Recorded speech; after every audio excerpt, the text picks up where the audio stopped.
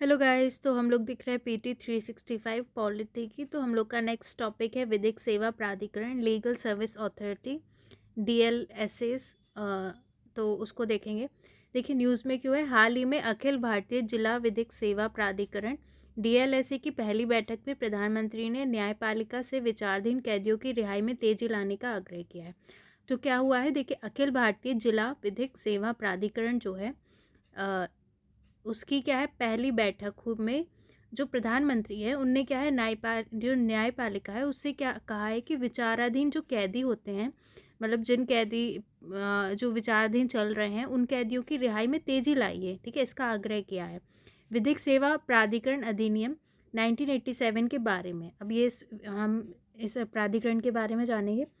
यह कानून समान विशेषताओं वाले एक राष्ट्रव्यापी नेटवर्क को स्थापित करने के लिए बनाया गया था ताकि कमज़ोर वर्गों को निःशुल्क और बेहतर कानूनी सेवाएं प्रदान की जा सके। तो ये जो विधिक सेवा प्राधिकरण अधिनियम 1987 है, ये कानून समान विशेषताओं वाले एक राष्ट्रव्यापी नेटवर्क को स्थापित करने के लिए बनाया गया था। जो समान विशेषताओं वाले मतलब जिन समान विशेषताओं वाला एक राष्ट्रव्यापी नेटवर्क बनाने के लिए, ठीक है, ताकि जो मतलब कमज़ोर वर्ग हैं उनको निःशुल्क और बेहतर कानूनी सेवाएं मिल सकें। ठीक है, जो कमज़ोर वर्ग होते हैं उनको देखिए कानूनी सेवाएं बहुत महंगी हो जाती है उनके लिए, तो उनको निःशुल्क और बेहतर कानूनी सेवाएं मिल सकें। संविधान का आर्टिकल जो 39A है वो समाज के गरीब और कमज़ोर वर्गों के लिए निःशुल्क कानूनी सहायता प्रदान करता है, साथ ही सभी के लिए न्याय सुनिश्चित करता है। जो हमारा नीति निर्देशक तत्व है उसमें आता है आर्टिकल 39A डीपीएसपी में, ठीक है, डायरेक्टिव प्रिंसिपल स्टेट पॉलिसी, उसमें आता है आर्टिकल 39A जो समाज के गरीब और कमज़ोर वर्गों के लिए निःशुल्क कानूनी सहायता का प्रावधान करता है, साथ ही सभी के लिए न्याय सुनिश्चित करता है। ठीक है, तो पहले हम ये देख लेते हैं जो जिला विधिक सेवा प्राधिकरण है उसके बारे में देख लेते हैं। ये देखिए एक सांविधिक निकाय है, पहली बार, ठीक है, सांविधिक निकाय है, बाद में बना है। स्थापना विधिक सेवा प्राधिकरण अधिनियम 1987 के तहत हुई। इसकी नियुक्ति कौन करता है? उच्च न्यायालय के मुख्य न्यायाधीश के परामर्श से राज्य सरकार करती है। राज्य सरकार करती है, उच्च न्यायालय के मुख्य न्यायाधीश के परामर्श से राज्य सरकार इसकी नियुक्ति करती है। राज्य में हर जिले के लिए डीएलएसए का गठन होता है। संरचना, इसका प्रमुख जिला न्यायाधीश होता है। प्रमुख कौन होता है? जिला न्यायाधीश, जो एलएसए के अध्यक्ष के रूप में कार्य करता है। कार्य क्या होता है? निःशुल्क कानूनी सहायता प्रदान करना, लोक अदालतों, कानूनी साक्षरता शिविरों आदि का आयोजन करना है। तो ये निःशुल्क कानूनी सहायता प्रदान करता है, लोक अदालतों, कानूनी साक्षरता शिविरों आदि का आयोजन करता है। यह सुनिश्चित करना कि खराब आर्थिक स्थिति के कारण नागरिकों को न्याय और मौलिक अधिकारों से वंचित ना किया जाए। तो यह सुनिश्चित करना कि मगर अगर मान लीजिए किसी की खराब आर्थिक स्थिति है तो उसके कारण उनको नागरिकों को न्याय और मौलिक अधिकारों से वंचित नहीं किया जाए। ठीक है, मतलब अगर किसी के पास पैसे नहीं, गरीब है, तो भी वो मतलब अपना कानूनी सहायता ले सके। राष्ट्रीय विधिक सेवा प्राधिकरण द्वारा आयोजित लोक अदालतों को विनियमित करके अदालतों पर बोझ को कम करना। ठीक है, अदालतों पर जो बोझ है उसको भी कम करना। अब देखते हैं राष्ट्रीय विधिक सेवा प्राधिकरण नालसा का गठन विधिक सेवा प्राधिकरण अधिनियम 1987 के तहत किया गया। तो जो नालसा है राष्ट्रीय विधिक सेवा प्राधिकरण, उसका गठन भी विधिक सेवा प्राधिकरण अधिनियम के अंतर्गत किया गया। इसका उद्देश्य कानूनी सहायता कार्यक्रमों के कार्यान्वयन की निगरानी और मूल्यांकन करना है। इसका उद्देश्य क्या है कि जो कानूनी सहायता कार्यक्रम है उनका काम कैसा हो रहा है उसकी निगरानी और मूल्यांकन करना है। साथ ही अधिनियम के तहत कानूनी सेवा उपलब्ध कराने के लिए नीतियों और सिद्धांत निर्धारित करना भी इसका उद्देश्य है। ठीक है, तो अधिनियम के तहत जो भी कानूनी सेवा उपलब्ध कराने के लिए नीतियों और सिद्धांत निर्धारित करना। सीजीआई इसके मुख्य संरक्षक हैं। इसके मुख्य संरक्षक कौन है? सीजीआई। नालसा भारत के सुप्रीम कोर्ट में स्थित है। ये भारत के सुप्रीम कोर्ट में स्थित है और सीजीआई इसके मुख्य संरक्षक हैं, ये ध्यान रखिए। अधिनियम के तहत राज्य और जिला कानूनी सेवा प्राधिकरण भी गठित किए गए हैं। तो इसके तहत राज्य और जिला कानूनी सेवा प्राधिकरण भी गठित किए गए हैं। तो निःशुल्क विधिक सेवा और सहायता प्राधिकरण, देखिए उच्चतम न्यायालय विधिक सेवा समिति है, फिर उच्च न्यायालय विधिक सेवा समिति, फिर राज्य विधिक सेवा प्राधिकरण, फिर जिला विधिक सेवा प्राधिकरण, फिर तालुका विधिक सेवा प्राधिकरण, ऐसे इनका क्रम होता है। देखिए अब देखिए यहाँ पर विचाराधीन कैदियों से संबंधित प्रावधान जो है वो दिखेंगे। आर्टिकल 14 में ये प्रावधान है कि राज्य भारत के राज्य क्षेत्र में किसी भी व्यक्ति को कानून के समक्ष समता या कानून के समान संरक्षण से वंचित नहीं करेगा। ये तो आपको याद ही होनी चाहिए आर्टिकल। आर्टिकल जो हमारा 20 क्लॉज 2 है उसमें ये प्रावधान है कि किसी व्यक्ति को एक ही अपराध के लिए एक से अधिक बार अभियोजित, प्रोसिक्यूट और दंडित नहीं किया जा सकता। मतलब एक ही अपराध के लिए एक से अधिक बार उसको दंडित नहीं किया जा सकता। आर्टिकल 21 के तहत जीवन और व्यक्तिगत स्वतंत्रता की गारंटी देने वाले मौलिक अधिकार में त्वरित सुनवाई का अधिकार भी शामिल है। ये त्वरित सुनवाई होनी चाहिए। आर्टिकल 22 निर्देश देता है कि गिरफ्तार किए गए किसी व्यक्ति को अपनी पसंद के वकील से परामर्श करने और अपना बचाव करने अधिकार से वंचित नहीं किया जाएगा। मतलब कि अगर उसको गिरफ्तार किया गया है तो वो अपने पसंद के वकील से परामर्श कर सकता है और बचाव कर सकता है। आर्टिकल 32 और आर्टिकल 226 में घोषित करते हैं कि कोई भी अभियुक्त जिसे त्वरित सुनवाई के अधिकार से वंचित किया गया वह इस तरह के अधिकार को लागू करवाने के उद्देश्य से क्रमशः सुप्रीम कोर्ट और हाई कोर्ट जाने का हकदार है।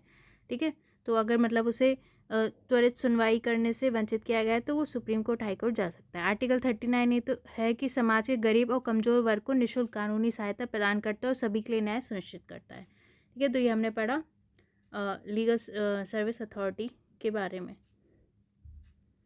ठीक है, अब नेक्स्ट टॉपिक देखते हैं।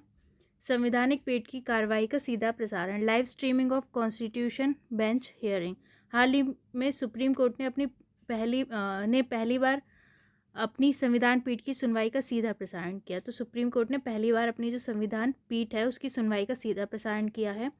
ठीक है, सुप्रीम कोर्ट की कार्रवाई का सीधा प्रसारण के बारे में जानेंगे। सुप्रीम कोर्ट की कार्रवाई का सीधा प्रसारण ई कोर्ट परियोजना के तीसरे चरण का हिस्सा है। तो सुप्रीम कोर्ट की जो कार्रवाई का जो सीधा प्रसारण है वो ई कोर्ट परियोजना के तीसरे चरण का हिस्सा है। ई कोर्ट परियोजना क्या है? न्यायपालिका में सूचना और संचार प्रौद्योगिकी उपयोग को बढ़ावा देने की पहल है। ई कोर्ट परियोजना क्या है? न्यायपालिका में सूचना और संचार प्रौद्योगिकी के उपयोग को बढ़ावा देना है। ठीक है, उसकी एक पहल है। 2018 में स्वप्निल त्रिपाठी बनाम सुप्रीम कोर्ट के मामले में शीर्ष न्यायालय ने निर्णय दिया था कि अदालती कार्रवाई का सीधा प्रसारण संविधान के आर्टिकल 21 के तहत न्याय तक पहुंच के अधिकार का हिस्सा है। तो 2018 में 2008 बोला मैंने गलती से, 2018 में स्वप्निल त्रिपाठी बनाम सुप्रीम कोर्ट मामला था। ठीक है, उसमें क्या है, शीर्ष न्यायालय जो था उसने बोला था कि अदालती कार्रवाई का सीधा प्रसारण जो हमें संविधान का जो आर्टिकल 21 है उसके तहत न्याय तक पहुंच के अधिकार का हिस्सा है। ये बहुत इंपॉर्टेंट बात है कि इसको याद कर लीजिए कि आर्टिकल 21 के तहत ये न्याय तक पहुंच के अधिकार का हिस्सा है। ठीक है, सीधा प्रसारण कार्रवाई का। न्यायालय की कार्रवाई का प्रकाशन संविधान के आर्टिकल 129 का एक पहलू है। यह अनुच्छेद के अनुसार सुप्रीम कोर्ट अभिलेख न्यायालय कोर्ट ऑफ रिकॉर्ड है।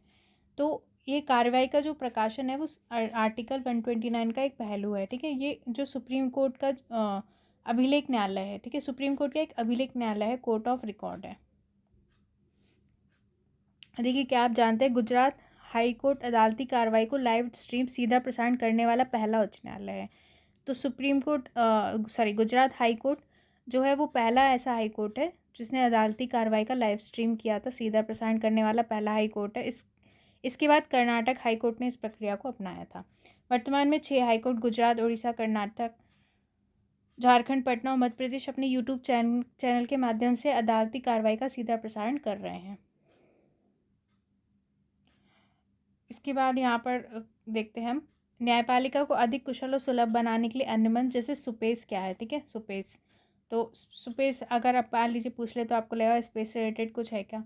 नहीं, न्यायालय से रिलेटेड है। न्यायालय की दक्षता में सहायता के लिए सुप्रीम कोर्ट का पोर्टल है, supreme courts portal for assistance in courts efficiency, full form ये है।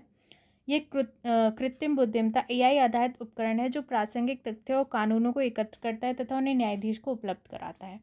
ये क्या है? सुपेस क्या है? एक आर्टिफिशियल इंटेलिजेंट आधारित एक उपकरण है जो प्रासंगिक तथ्यों और कानूनों को एकत्रित करता है, सारे फैक्ट्स को एकत्र करता है और उन्हें न्यायाधीशों जजेस को उपलब्ध कराता है। ठीक है, सुवास क्या है? SUVAAS। ठीक है, ये सुप्रीम कोर्ट के निर्णयों का स्थानीय भाषा में अनुवाद करने के लिए AI आधारित उपकरण है। तो जो भी सुप्रीम कोर्ट के निर्णय होते हैं उनका स्थानीय भाषा में अनुवाद करने का AI उपकरण है। फास्टर प्रणाली, इलेक्ट्रॉनिक रिकॉर्ड्स का तेज और सुरक्षित ट्रांसमिशन। ठीक है, fast and secure transmission of electronic record.